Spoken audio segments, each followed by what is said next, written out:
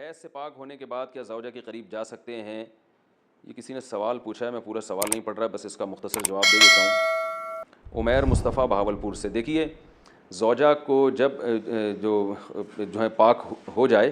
تو پاک ہوتے ہی اس پر یہ تو ضروری ہے کہ غسل کر کے نماز شروع کر دے، لیکن شوہر اس کے پاس اس وقت تک نہیں جا سکتا جب تک یہ نہ دیکھا جائے کہ پچھلے مہینے کتنے دن میں پاک ہوئی تھی۔ اگر پچھلے مہینے کوئی خاتون 8 دن میں پاک ہوئی اور اس دفعہ 6 دن میں پاک ہو گئیں تو نماز تو شروع کر دیں گی، لیکن شوہر نہیں جا سکتا ان کے قریب جب تک کہ 8 دن پورے نہ ہو جائیں، کیونکہ اس بات کا امکان موجود ہے کہ پچھلی دفعہ 8 دن ایام ہوئے تھے تو ہو سکتا ہے اس دفعہ بھی 8 دن ہو، تو کیونکہ خواتین کی عادت ہوتی ہے جو اسی عادت کے حساب سے ان کو جو بلیڈنگ ہوتی ہے، تو اس بات کا امکان چونکہ موجود ہے اس لیے قریب جانے میں احتیاط لازم ہے۔ اولاد پانے کے لیے روزے رکھنا۔ ہماری شادی کو 2 سال ہو گئے ہیں، ہماری اولاد نہیں ہے، میری اہلیہ اولاد پانے کی غرض سے 1 سال سے پیر اور جمعرات کو روزہ رکھ رہی ہے، کیا روزے میں بھوکا رہنے کی وجہ سے حمل ٹھہرنے میں کوئی دشواری ہو سکتی ہے؟ سہیل صاحب انڈیا سے، دیکھیں حمل کا بھوک سے کوئی تعلق نہیں ہے، پریگننسی تو روزہ رکھ کے بھی ہو سکتی ہے۔ پیر اور جمعرات کا روزہ تو ویسے ہی سنت عمل ہے، وہ تو ویسے ہی رکھنا چاہیے، اور آپ کی وائف کی یہ نیت ہے کہ شاید اللہ اس کی برکت سے اولاد دے دے تو اللہ سے امید بھی کی جا سکتی ہے کہ عبادت کر کے جو دعا کی جاتی ہے وہ زیادہ قبول ہوتی ہے۔ حضرت زکریا علیہ السلام محراب میں نماز پڑھ رہے تھے، پھر اللہ سے دعا مانگی کہ رب لا تذرنی فردا وانت خیر الوارثین، اے اللہ مجھے اکیلا نہ چھوڑ، مجھے اولاد چاہیے، تو بہترین وارث ہے۔ اور سورہ مریم میں جو اللہ نے ذکر کیا، اذ نادى ربه نداء خفيا قال رب انی وهن العظم منی واشتعل الرأس شیبا ولم اکن بدعائک ربی شقیا، کہ اللہ میری ہڈیاں بوسیدہ ہو گئیں، بال سفید ہو گئے، لیکن میں تجھ سے ابھی بھی امیدیں لگا کے بیٹھا ہوں، تو اللہ نے آپ کو بڑھاپے میں اولاد دی، تو عبادت کر کے دعا مانگنے میں قبولیت کا امکان زیادہ ہوتا ہے۔ باقی یہ کہ ہماری دل سے دعا ہے کہ اللہ آپ کو نیک صالح اولاد عطا فرمائے، بڑی آزمائش ہے یہ ہم جانتے ہیں،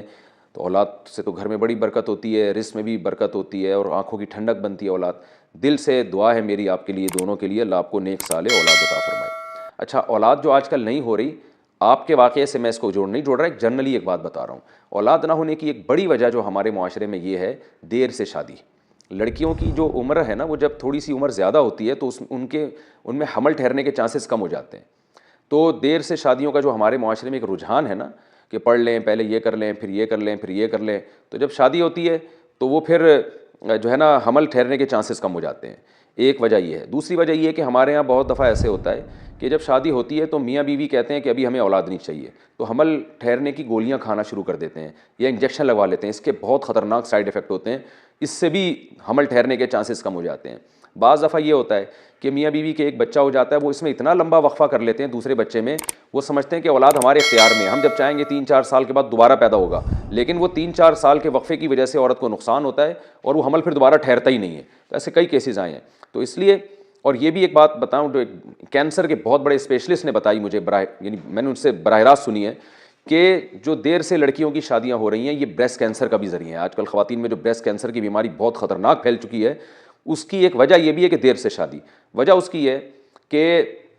جو بریسٹ ہے وہ میچور ہو چکا ہوتا ہے، اور اس میں پھر جو مائیں جب، یعنی اس میں جب دودھ آتا ہے تو اس کی جو سیل کی جو ٹوٹ پھوٹ ہوتی ہے اس کی وجہ سے ڈسٹربنس پیدا ہو جاتی ہے اور وہ کینسر کی طرف لے جاتی ہے۔ تو اس لیے میں بار بار کہتا ہوں فطرت سے مت لڑو بھائی،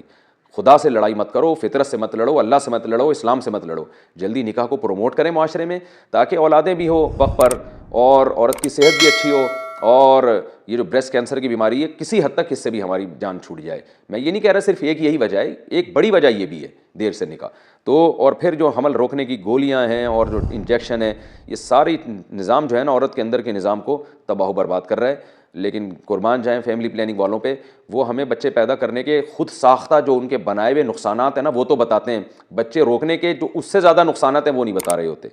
تو یہ بھی ایک شامت اعمال ہے۔ بہرحال یہ میں نے آپ کے لیے نہیں کہا، یہ میں عمومی بات کی ہے کیونکہ ایک موضوع چل پڑا تھا تو میں نے کہا اس میں وضاحت کر دوں۔ میری دل سے دعا ہے اللہ تعالیٰ آپ کو نیک اور صالح اولاد عطا فرمائے۔ بعض دفعہ یعنی اللہ کی طرف سے بھی نہیں ہو رہا ہوتا، جلدی بھی شادی ہو جاتی ہے، میاں بیوی میں کوئی خرابی بھی نہیں ہوتی، نہ انہوں نے حمل روکنے کی کوئی تدبیر اختیار کی ہوتی ہے، پھر بھی نہیں ہو رہی ہوتی اولاد، پھر یہ اللہ کی طرف سے